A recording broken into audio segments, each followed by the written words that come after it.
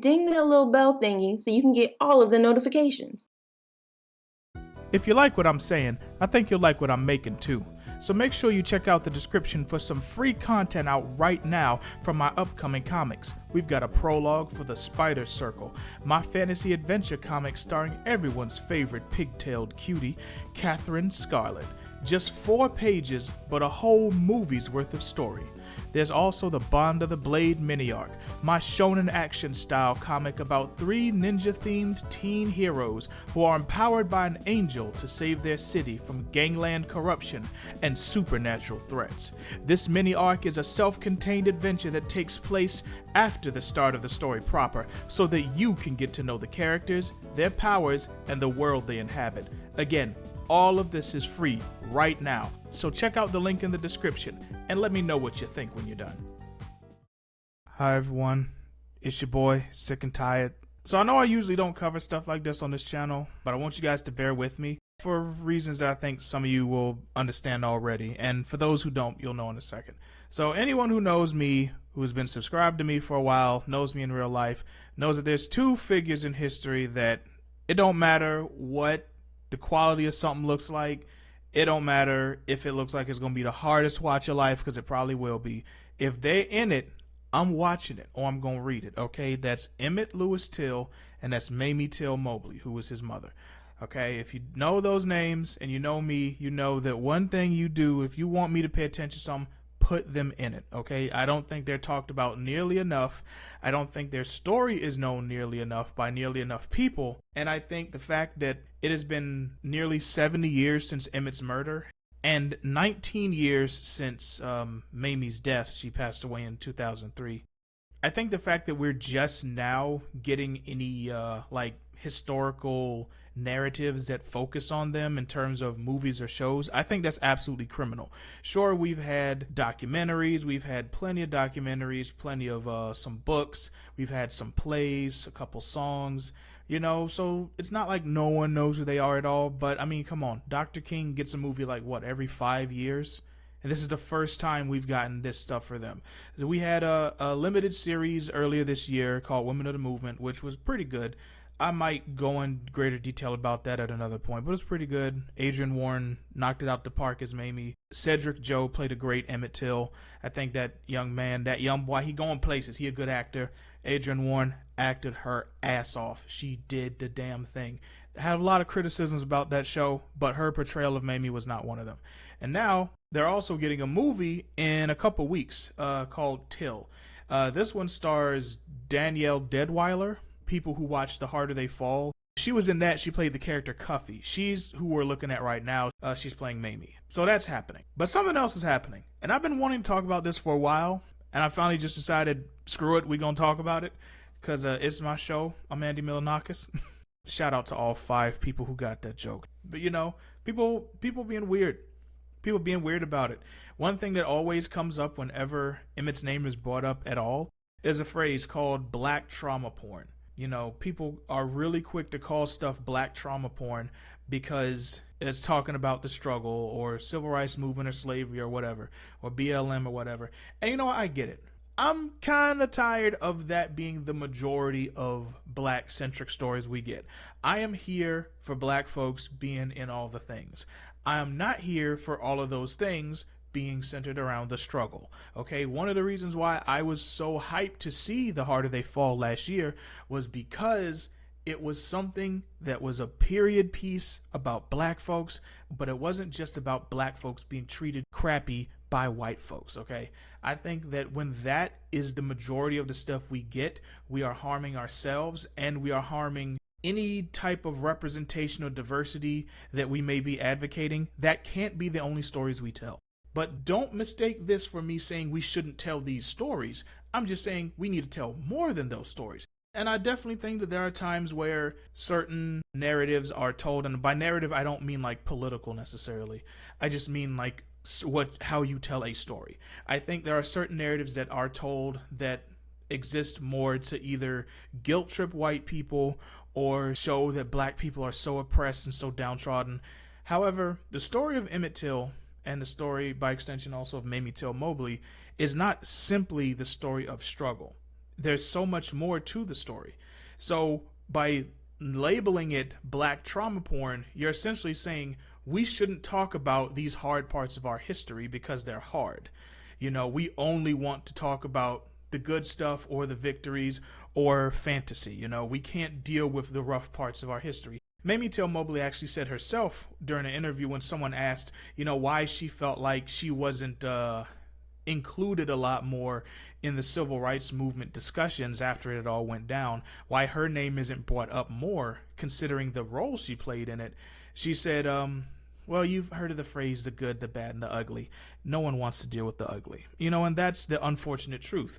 Her initial claim to fame and her introduction into the civil rights movement and activism was the brutal murder of her son and the grotesque remains of his that she put on display for the whole world to wake everyone up and let everyone know how things really were going for black folks in America, in the South, in the 50s. That's something that most people don't want to deal with. Yeah, I think that played a huge part in why people really don't talk about them as much as I think they should, despite the inarguable effect they've had on our history. I'm going to address one of those points right now because I'm actually, for a little while, I've been having a nice little discussion with somebody on Twitter who feels not only that he didn't call it black trauma porn, but you can read his comment down here to the lower part of the screen.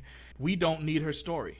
You know, we need to produce films about us winning. Nobody wants to see us keep fighting for justice. Show us an image we can aspire to. I don't know exactly how the conversation is going to go, but I have a feeling it's not going to be a very productive conversation. So yeah, that is what it is. But I want to show anybody who comes across my video, just in the most basic way possible, why this story matters. So we're going to hop over to Clip Studio and we're going to do us some arting, because I'm going to show y'all something. Now, there are far better ways that I could describe Emmett and Mamie. I mean, I have characters modeled after both of them, one of whom I've made a video about. You can go watch that. That'll be linked in the description.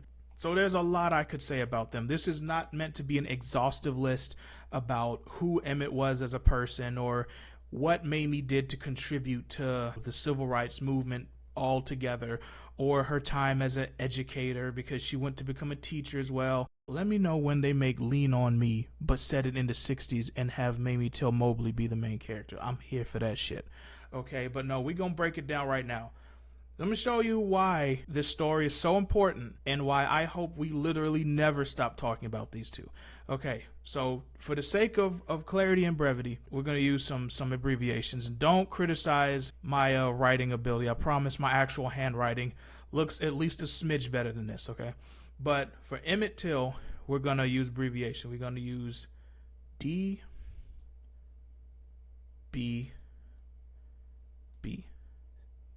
It stands for Dead Black Boy, okay? And then for Mamie, we're going to put FUM. Stands for Fed Up Mother. And then there's one more we're going to use here. CRM. Stands for Civil Rights Movement. Okay, so for our first equation, we already kind of have it here. It's this here. Boom. And then boom. Dead Black Boy plus Fed Up Mother equals Civil Rights Movement. Okay, Emmett Till, for those of you who don't know, really brief history lesson here, was murdered in 1955 at the age of 14 while visiting family in Mississippi. He allegedly flirted with or was sexually aggressive with a white woman. Based on the account of his actual cousins who was there, he did nothing more than whistle at her because he was a mischievous, fun-loving kid who loved to do things to get people's attention, and he was a 14-year-old boy. He saw a pretty woman. He thought, hey, want to get her attention. That literally could have been the end of all the thought he put into it, and wow, the guys will get a rise out of this. Probably, that most likely was all he did, you know. Regardless, it doesn't matter. He shouldn't have died for it, but I'm just setting the stage here. So he did that. A few days later, the woman's husband and half-brother and a posse that they had arranged came, got Emmett from his great-uncle's house, got him out of bed, and tortured him to death in the middle of the night. When his body was found 3 days later, it was in such bad state that you could not tell who he was by looking at him, And when his mother Mamie found out and actually laid eyes on the body, which first of all, they didn't even want her to do that. They wanted to bury him in Mississippi because everyone knew who it was when they put him out of water, despite what they tried to say in court.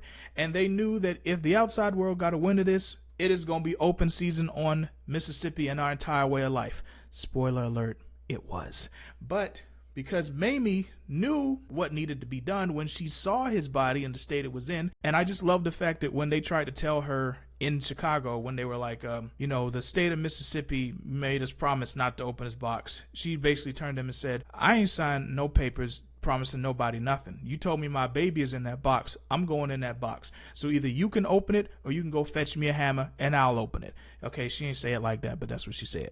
And they opened the box. They said, all right, she ain't going home. And when she saw what Emmett looked like, she said, I am not going to be the only person who sees this, okay? She held the open casket funeral and wake for 4 days. Over 100,000 people saw Emmett in person, men, women, and children. And per her direction, he was not fixed up. They did do some work. Because if you hear how she described how Emmett looked, or even the accounts of other people who handled his body, there was far more egregious damage. You know, we're talking about gouged out eyes, choked out tongue, and a head wound that was so massive his skull was crushed and pieces fell out, like when they pulled him out of the river. So it looks like, just from what he looks like in the book, in the pictures, it looks like they sewed his head back together the best they could, and they closed his eyes, and they like probably cut his tongue out of his mouth or something, so it wasn't just protruding. But that was it. Everything else looks like it was left untouched. Okay, so they did that, and the sight of him at the funeral, plus also the fact that she went down to the court case that was held not long after that for the two brothers who stood trial. And you got to imagine the absolute spirit and guts and spine and balls and ovaries and everything else it takes to go and look your son's killers, your child's killers in the eye and not curse them out, not jump at them, not dive at them, not throw anything at them, not cry when you see them, just be steadfast and remain firm and know that you came down there to do a job, and you are going to do that job, a job that you know you are most likely not going to be successful in because it's 1955. But she still went down there. She still testified against the men that that was her son indeed, because that was their main defense, that that wasn't Emmett's body. So she testified that that wasn't Emmett's body. And then when they were acquitted, because of course they were, then she went on a speaking tour all around the country and talked about everything. She talked about her relationship with Emmett, how close they were, his mother and son. She talked about how it felt to get his body back. She spoke as a mother whose worst fears were confirmed. Every parent's worst fear is that they'll send their child out somewhere and the child not going to come home alive. It was fulfilled. The racial element obviously played a huge factor in that. That was fulfilled.